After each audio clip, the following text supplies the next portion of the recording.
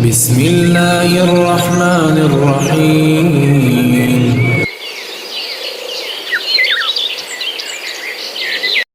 Teman-teman sekalian, yang perlu kita garis bawahi adalah agar puasamu maksimal, renungin beberapa riwayat ini. Jadi kita bicara masalah poin maksimalnya ya. Semua orang puasa, tapi bagaimana kita maksimalkan pahala yang kita bisa dapatkan. Yang pertama teman-teman, hadis yang Anda harus renungi supaya maksimal puasa Anda, yaitu sabda Nabi SAW, "Man shama Ramadhana imanan wa ihtisaba, ghufira lahu ma taqaddama min dhanbi." Siapa yang berpuasa Ramadan karena dua hal, keimanan, yakin perintah Allah, bukan karena lingkungannya, bukan karena atasannya, bukan karena pasangannya, bukan karena keluarganya, bukan karena sukunya, karena Allah. Artinya orang semua ada nggak ada manusia nggak ada manusia, ada sendiri pun ada tetap puasa. Orang semua tidak puasa, ada tetap puasa karena Allah SWT. Dan ini penting, mengharapkan pahalanya. Ini teman-teman perlu disentuh. Mengharapkan pahala seperti apa sih? Nah, kalau ada orang ibadah tidak mengharapkan pahala, maka dia tidak peduli dengan kualitas ibadahnya. Dia tidak akan peduli. Dia seperti store kewajiban saja.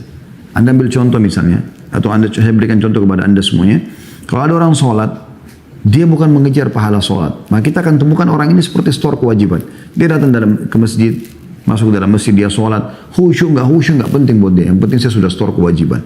Nah ini yang saya maksudkan teman-teman sekalian. Bukan itu yang ditekankan ihtisab. Kita mengejar apa yang Allah janjikan. Karena kalau kita mengejar target, misalnya kita ingin lulus pada saat ujian, mendapatkan nilai maksimal, kita tidak akan mungkin sia-siakan pertanyaan yang sudah diajukan oleh dosen di lembaran ujian. Kita akan coba maksimal menjawab semua apa yang kita ketahui agar kita mendapatkan nilai full, gitu kan? Kalau kita tahu nanti di akhir bulan kita akan terima gaji, maka kita maksimal dan kita tahu itu menjadi target kita. Kita mengharapkan balasan itu, maka kita akan bekerja maksimal. Kita tidak akan lalai. Nah ini penting teman-teman. Jadi mengharapkan nilai ibadah atau mengharapkan nilai balasan yang Allah janjikan itu bagian daripada syariat. Ya. Jadi kalau Anda tanya, boleh nggak saya sholat malam supaya doa saya diijabah? Boleh, karena memang begitu hadisnya kan. Kalau tertinggal sepertiga malam, Allah turun ke langit bumi, lalu Allah bertanya, apakah ada yang memohon kepadaku, aku akan berikan. Apakah ada yang minta tolong, aku tolong. Ada yang beristighfar, aku maafkan. Jadi memang ada yang disampaikan melalui syariat Allah Subhanahu wa ta'ala. Boleh nggak saya bakti dengan orang tua saya supaya saya juga diberikan anak yang berbakti? Memang begitu hadisnya. Kata Nabi SAW, baktilah pada kedua orang tua kalian, maka Allah akan berikan kalian anak-anak yang berbakti pada kalian. Jadi ada ihtisab, ada mengejar apa yang Allah janjikan di situ. Boleh nggak saya ibadah secara semuanya untuk saya masuk surga? Boleh saja. Karena memang Allah menghubungkan antara iman dan amal soleh masuk ke dalam surga. Itu kan? Jadi beda sekali antara orang yang mengejar apa yang menjadi janji Allah di ibadah yang sedang dikerjakan dengan orang yang hanya store kewajiban. Ingat, Allah nggak pernah butuh dengan sholat kita, dengan puasa kita, dengan sedekah kita, baca Quran, apa saja zikir dan lain-lain. Allah tidak butuh dengan itu semua. Allah nggak butuh. Allah mengatakan dalam sebuah hadis qudsi, kata Nabi SAW, Allah berfirman, wahai hamba-hambaku, sesungguhnya amal-amal yang aku perintahkan pada kalian, aku kembalikan kepada kalian. Allah nggak butuh. Dalam Al-Quran Allah ceritakan tentang hewan kurban yang kita kurbankan di jalan Allah SWT di Idul Adha. Kata Allah, la yanalullahu luhumuha wala dima'u walakin yanalut taqwa minkum. Allah nggak pernah butuh dengan darah dan dagingnya hewan itu. Tapi Allah menilai ketakwaan kalian. Patuh nggak sih? Kerjakan nggak kalau aku perintahkan? Tinggalkan nggak kalau aku larang? Nah itu ada ihtisabnya. Jadi teman-teman jangan hanya puasa, oh karena semua orang kan lagi puasa Indonesia, saya nggak enak nanti kalau teman-teman saya kantor tahu saya nggak puasa, oh nanti kalau istri saya bilang apa, suami saya bilang apa, anak-anak bilang apa. Bukan karena itu. Karena iman kepada Allah, ada orang nggak ada orang saya tetap puasa, dan juga saya mengejar pahala maksimalnya. Nah, apa yang dijanjikan pada saat puasa ini, misalnya sampai tadi kalau ibadah-ibadah lain sampai 700 kali lipat, kalau puasa lebih daripada itu. Berapa nih yang maksimal kita coba, ya Allah berikan aku maksimal pahala itu. Ghufira lahu ma taqaddama min dzanbi, kata Nabi SAW. Maka dengan itu dua syarat ini, karena keimanan dan amal, dengan mengejar pahalanya, maka akan dibersihkan dosa-dosanya yang lalu. Hadis yang kedua yang perlu Anda renungin dalam memaksimalkan puasa Anda Jangan pernah ikuti teman-teman sekalian puasa ini dengan dosa-dosa. Karena dosa-dosa ini bisa mengurangi kadar pahalanya sehingga tidak maksimal dan bahkan bisa sampai membatalkannya. Kalau sampai dosa-dosa sudah sangat besar, renungi hadis ini. Kata Nabi SAW, as-sawmu junnah. Puasa itu perisai. Dalam riwayat lain, as-sawmu junnatu ka junnati ahadikum minal qital. Puasa itu perisai seperti dari api neraka ya. As-sawmu junnatu minan nari ka junnati ahadikum minal qital. Perisai itu adalah puasa itu adalah perisai dari api neraka sebagaimana perisai seseorang dari kalian di medan perang untuk menangkis serangan musuh, gitu kan. Maka dia bisa menjadi perisai dari api neraka. Kita nggak masuk neraka. Dijauhkan Allah SWT dari api neraka. Tapi bagaimana caranya untuk menjadikan puasa supaya perisai? Perhatikan. Kata Nabi SAW, فَإِذَا كَانَ يَوْمَ صَوْمِ أَحَدِكُمْ فَلَا يَرْفُثْ. Oleh karena itu kalau kalian sedang puasa, salah seorang dari kalian sedang puasa, maka jangan rafath. Rafath itu mengucapkan kalimat syahwat, sayang, cinta, rindu. Bukan pada pasangan halalnya. Kalau sama istri, sama suami masih boleh. Ya. Yang sering orang lakukan pacar-pacaran. Puasa tidak lagi memperhatikan masalah ini. Pokoknya nggak peduli. Nggak boleh rafath. Nggak boleh ucapin kalimat syahwat itu. Dan ini training teman-teman sekalian. Tujuannya supaya setelah Ramadan, ingat tadi di awal pembukaan saya bahasakan, Anda menjaga itu. Kalimat cinta, rindu, sayang, kangen, apalah, semua ini hanya dilampiaskan pada pasangan halal. Wala yafsuk. Jangan pernah berbuat kriminal, kejahatan. Apa yang dipandang kriminal oleh Allah Subhanahu wa taala, mencuri, menggibah, memfitnah, apalah semua kemaksiatan. Jangan dia buat itu semuanya. Dan ini betul-betul lagi semasa training teman-teman sekalian. Kalau seseorang sudah terbiasa mengontrol dari awal Ramadan sampai akhir Ramadan, perbuatan-perbuatan yang ditinggalkan sama dia setelah Ramadan, dia akan lebih mudah untuk menjaganya. Gitu kan? Sehingga dia mencapai tingkat ketakwaan tadi yang awal kita jelaskan. Kemudian lanjutannya kata Nabi SAW, wala yajhal, jangan dia berbuat sesuatu yang bodoh, sia-sia, nggak ada manfaatnya.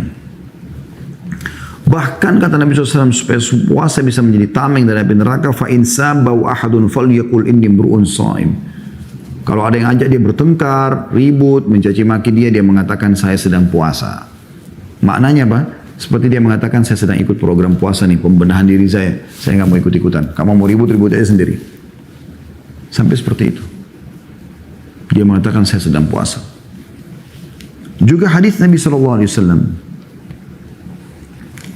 yang berbunyi dalam hadis Bukhari, tadi itu hadis Bukhari Muslim ya, tentang masalah perisai. Juga hadis Nabi SAW, man lam yada' qawla az-zuri wal 'amala bihi falaysa lillahi hajatun fi an yada'a ta'amahu wa syarabahu. Barang siapa tidak menahan diri dari ucapan dusta dan perbuatan dusta. Semoga Allah maafkan kalau terjadi. Tapi ini peringatan Nabi SAW supaya maksimal pahala puasa kita. Maka sedikit pun Allah tidak sudi menerima puasanya meskipun ia menahan diri dari makan dan minum. Berapa banyak orang tetap jalan dengan manipulasi datanya, dengan membohongi atasannya, mencuri jam kerja, dengan membohongi anak-anaknya dengan janji palsu misalnya, dan seterusnya. Dia tidak sadar puasanya bisa batal. Minimal sekali berkurang kadar pahalanya. Oleh karena itu orang kalau puasa harus ikut puasa juga teman-teman sekalian, pendengaran. Jangan dengar lagi hal-hal yang haram. Yang didengarkan cuma Al-Quran dan nasihat ceramah. Yang lain atau mungkin urusan bisnis yang bermanfaat, yang lain tidak ada. Juga meliburkan penglihatannya. Nonton habis, nonton cuplikan yang haram di medsos kah, di TV kah, segala macam. Habis waktunya untuk itu. Dari sinetron ke sinetron, dari film ke film. Ada orang Ramadan itu dari pagi nonton film bersambung, ini sebentar India, sebentar action barat, sebentar ini, sebentar itu. Hanya untuk menghabiskan waktu supaya dia tiba buka puasa. Kenapa ini akhi dan ukhti? Kenapa bukan yang dilihat adalah ceramah? Kenapa bukan yang dilihat itu sesuatu yang bisa menambah keimanan, bertafakur? Di YouTube pun Anda silakan. Di YouTube kan terbuka sekali, boleh bermaksiat, bisa saja boleh bermaksiat, bisa boleh juga orang berbuat kebaikan kan. Misalnya kita mengutip misalnya keajaiban penciptaan Allah. Kita melihat burung-burung, langit. Kita kalau bosan mungkin jenuh di ceramah, kita bisa pindah ke tafakkur gitu kan. Kita bisa pindah ke ilmu pengetahuan, informasi yang mungkin kita bisa dapatkan gitu kan. Apa sajalah, mungkin di bidang kita atau di luar bidang kita misalnya. Lisan, jaga kontrol lisannya.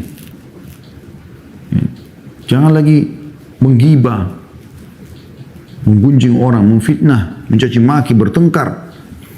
Juga seluruh anggota tubuh yang lainnya. Kaki, melangkah jangan ke tempat haram, jangan tangan menjamah yang haram, kemaluan jangan letakkan pada yang haram, semua itu. Sehingga puasa kita bisa maksimal. Ya. Nah itu yang pertama teman-teman sekalian. Yang kedua, tentang masalah sholat tarawih. Yang sudah kita tahu, kata Nabi SAW, man qama ramadhana imanan wa ihtisaba ufira lahu ma taqaddama min dhanbi. Siapa yang mendirikan malam Ramadan ya karena keimanan dan mengharapkan pahalanya, maka dibersihkan dosa-dosanya yang lalu. Ini hadis Bukhari Muslim. Tinggal pertanyaannya, bagaimana memaksimalkan sholat tarawih itu? Ya. Mungkin semua orang mengatakan, saya kan sudah sholat tarawih Ustaz. Baik, bagaimana memaksimalkannya? Gitu ya. Supaya Anda bisa dapat pahala yang lebih besar dari yang lainnya. Gitu. Ya. Tentu sholat tarawih ini teman-teman sekalian adalah sholat malam ya. Anda boleh sholat tarawih di masjid bersama imam berjamaah. Anda juga boleh sholat malam di rumah. Dan keduanya bisa Anda maksimalkan. Kalau Anda sholat tarawih bersama imam, perhatikan hadis Nabi SAW, man qama ma'imamihi hatta yansarifa kutiba lahu qiyamul lailah. Barang siapa yang sholat tarawih bersama imamnya sampai selesai, sampai imamnya selesai dari sholat witirnya, maka akan dituliskan baginya pahala sholat semalam suntuk. Seperti salam, berdiri lagi sholat, salam, berdiri lagi sholat. Terus dari awal Anda sholat tarawih sampai subuh. Itu kan berat sekali kalau semalam suntuk ibadah. Tapi kita bisa dapatkan pahala itu, teman-teman sekalian, dengan cara sholat bersama imam berjamaah. Itu memaksimalkan namanya, gitu kan? Atau Anda sholat di rumah, Anda nggak sholat tarawih, Anda cuma sholat isya di masjid, lalu Anda sholat qiyamul lail di rumah, nggak ada masalah. Itu boleh juga. Ya. Bahkan Aisyah radhiyallahu anha menyebutkan kalau Nabi SAW, ya, begitu juga dengan para sahabat selalu mengerjakan sholat malam. Dan beliau berkata, janganlah kalian tinggalkan sholat malam sebab Rasulullah SAW tidak pernah meninggalkannya. Kendati pun sakit atau sedang lesu, beliau tetap mengerjakannya dengan duduk. Ya. Umar bin Khattab radhiyallahu anhu mengerjakan sholat malam. Bila tiba pertengahan malam, beliau segera membangunkan keluarganya untuk sholat. Sambil mengatakan sholat, sholat. Kemudian beliau membaca firman Allah subhanahu wa ta'ala dalam surah Toha ayat 132. A'udzu billahi minasyaitonir rajim wa'mur ahlaka bis-shalati wastabir 'alaiha la nas'aluka rizqan nahnu narzuquk wal 'aqibatu lit-taqwa. Yang artinya, dan suruhlah keluargamu mendirikan sholat dan bersabarlah kamu dalam mengerjakannya. Memang butuh kesabaran. Ya. Artinya kalau mau maksimal sholat tahajud, bangunkan istri dan atau suami kita bersama. Jangan sendirian. Kami tidak meminta rezeki kepadamu, kata Allah. Kamilah yang memberi rezeki kepadamu, dan akibat yang baik hanya bagi orang-orang yang bertakwa. Dalam sebuah hadis yang sahih kata Nabi SAW, semoga Allah merahmati seorang laki-laki, suami, yang kalau dia bangun malam ingin sholat, dia bangunkan istrinya. Dan kalau istrinya nolak, dipercikkan air di wajahnya. Dan semoga Allah merahmati seorang istri yang bangun ingin sholat malam, kalau dibangunkan suaminya, dan kalau suaminya nolak, dia percikan air di wajahnya. Jadi kita bisa lihat ini pemaksimalan namanya. Sholat berjamaah. Mumpung ada dalilnya. Kalau nggak ada dalilnya nggak boleh gitu kan. Tapi ada dalilnya memerintahkan kita boleh sholat berjamaah. Maka jangan sendiri-sendiri. Ada banyak keluarga begitu, istrinya sholat sendiri, suaminya sholat sendiri. Kenapa nggak bersama-sama? Supaya kebersamaan itu selalu ada. Yang ketiga masalah sedekah teman-teman sekalian. Bersedekah di Ramadan. Ini juga amal yang sangat ditekankan. Tapi bagaimana kita bicara masalah pemaksimalannya? Ya. Nah, kata Nabi SAW beranjak dari sebuah hadis. Hadis ini diriwayatkan Tirmidzi dari Anas radhiyallahu anhu. Kata Nabi SAW, afdalus sadaqatu sadaqatu fi Ramadan. Sedekah yang paling afdal adalah sedekah di bulan Ramadan. Sementara sedekah sendiri itu punya keutamaan yang sangat banyak. Yang keempat, membaca Al-Quran. Ini bagian daripada perintah yang sangat ditekankan di Ramadan. Bulan Ramadan adalah bulan Al-Quran, kata sebagian ulama. Kita semua dianjurkan agar memperbanyak membaca Al-Quran pada bulan ini. Di antara kegiatan salafus saleh adalah selalu menyibukkan diri dengan hal-hal yang berkaitan dengan Al-Quran, mulai membaca, mempelajari dan mentadabburi, merenungi maknanya. Malaikat Jibril AS memperdengarkan Al-Quran kepada Rasulullah SAW pada bulan Ramadan. Uthman bin Affan radhiyallahu anhu mengkhatam Al-Quran setiap hari pada bulan Ramadan. Jadi 30 kali mengkhatam dalam satu bulan. Di antara salafus saleh yang mengkhatam Al-Quran dalam sholat tarawih tiap 3 malam sehari. 3 malam sekali ya. Maaf, 3 malam sekali. Sebagian dari mereka 7 malam sekali. Sebagian mereka ada yang mengkhatam setiap 10 malam sekali. Mereka selalu membaca Al-Quran baik dalam solat maupun di luar solat. Bahkan Imam Syafi'i rahimahullah mengkhatam Al-Quran sebanyak 60 kali di luar solat pada bulan Ramadan. Di luar bacaan solat. 60 kali itu berarti sehari 2 kali khatam. Ya. Kalau Utsman bin Affan tadi radhiyallahu mengkhatam 1 kali Al-Quran, bukan berarti Imam Syafi'i lebih mulia, tidak. Tapi Imam Syafi'i coba memaksimalkan boleh membaca 2 kali khatam Al-Quran setiap hari. Jadi 1 bulan 60 kali. Begitu luar biasanya. Ya, ini amal-amal induk ya yang dikerjakan di Ramadan. Tentu masih ada amal-amal lain teman-teman, tapi karena melihat waktu ya. Di antaranya adalah i'tikaf. Mengikat diri di masjid. Ya, dikatakan bahwasanya di 10 terakhir Ramadan, dikatakan dalam hadis Bukhari Rasulullah SAW beriktikaf selama 10 hari setiap bulan Ramadan, dan pada tahun beliau wafat beliau beriktikaf selama 20 hari. Mengikat diri dari subuh, duhur, azhar, maghrib, isya sampai nginap, makan, tidur di masjid. Ya. Dan yang paling afdal masuk di puasa yang ke-20 ya, atau puasa yang ke-19 juga bisa, malam ke-20 puasa yang ke-20 malam ke-21 ya. Itu masuk, kemudian dia keluar pada saat selepas sholat Idul Fitri. Makanya dianjurkan i'tikaf di Masjid Jami', ada sholat Idul Fitrinya. Atau kalau Anda tidak bisa, Anda kerjakan berapa hari saja Anda mampu ya. I'tikaf itu dianjurkan. Dan ini tentu mengikat diri ya di masjid. Anda juga bisa melakukan itu yang kelima. Yang keenam, Anda duduk di masjid habis sholat subuh sampai terbit matahari, menjalankan sabda Nabi SAW ya. Siapa yang sholat subuh berjamaah di masjid, man sholal fajr fi jamaah thumma qa'ada yadhkurullah, kemudian dia duduk, dia berzikir kepada Allah hatta tatlu' asy-syams, sampai matahari terbit, thumma shalla raka'atin, lalu dia sholat 2 rakaat, kanat lahu ka'ajri hajjatin umratin tammatun tammah. Lalu dia sholat 2 rakaat, setelah itu ya, setelah dia berzikir sampai terbit matahari, maka akan diberikan pahala haji dan umroh lengkap atau sempurna. Itu anjuran. Yang terakhir teman-teman sekalian, mungkin yang kita titik beratkan karena melihat waktu sudah menjelang asar, yaitu masalah mengejar Lailatul Qadar. Ya. Ini penting sekali dan sudah masyhur. Ya, kata Nabi SAW dalam hadis Bukhari, man qama Lailatul Qadar imanan wa ihtisaban ghufira ma taqaddama min dzambi. Siapa yang mendirikan malam Lailatul Qadar karena keimanan dan mengharapkan pahalanya, maka dia akan diampuni dosa-dosanya yang lalu. Ya. Kemudian Nabi SAW mengatakan dalam hadis lain, man qamaha ibtigha'aha thumma waqa'at lahu ghufira lahu ma taqaddama min dzambi wa ma ta'akhkhar. Dalam hadis yang juga sahih, barang siapa yang bangun sebagai usaha untuk mendapatkan malam Lailatul Qadar dari 10 terakhir Ramadan itu, setiap malam kita kerjakan sholat malam itu, jangan ketinggalan. Lalu ia benar-benar mendapatkannya, niscaya akan diampuni dosa-dosanya yang lalu dan juga yang akan datang. Dan kata Ibnu Hajar rahimahullah, hadis ini riwayat An-Nasai, sanadnya sahih. Ya. Yang kita perlu titik beratkan teman-teman, bagaimana kita memaksimalkannya. Yaitu, tidak usah lagi kita memandang teman-teman sekalian, oh ini malam ganjil, malam genap. Betul dia terjadi di malam-malam ganjil. Tapi 10 terakhir Ramadan, kenapa Nabi SAW i'tikaf? Karena mau memaksimalkan waktu. Di malam ganjil, dan pasti kita lalui selama kita hidup, akan dapat Lailatul Qadar.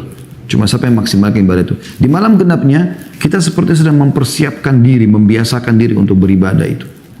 Bukan malah kita tinggalkan, oh karena ini bukan malam ganjil. Tidak, bukan seperti itu. Kuasa Allah Subhanahu wa Ta'ala, kita tidak tahu kapan Lailatul Qadar itu. Tapi kalau Anda dapatkan, maka itu lebih baik daripada 1000 bulan, sebagaimana firman Allah Subhanahu wa Ta'ala yang sudah masyhur. Ya. Lailatul Qadri khairun min alfi syahr. Lailatul Qadar lebih baik daripada 1000 bulan, atau sama dengan 83 tahun plus 4 bulan. Sisanya tentu banyak sekali amal-amal yang lain ya. Anda misalnya umroh di Ramadan, tapi sekarang kena lagi ditutup, kata Nabi SAW, umroh di Ramadan ta'jilu hajjatan ma'i, umroh di Ramadan sama dengan haji bersamaku ya. Itu juga betul. Kemudian memperbanyak zikir, doa, istighfar, apa saja amal-amal kebaikan Anda kerjakan semuanya, itu adalah hal yang baik, termasuk membantu seorang muslim ya. Tapi yang perlu kita garis bawahi teman-teman sekalian adalah semua ini akan bermakna kalau kita ikhlas karena Allah Subhanahu wa taala dan mengikuti sunnah-sunnah Nabi alaihi salatu wassalam. Oleh karena itu teman-teman sekalian, maksimalkan Ramadanmu agar engkau mendapatkan pahala juga maksimal.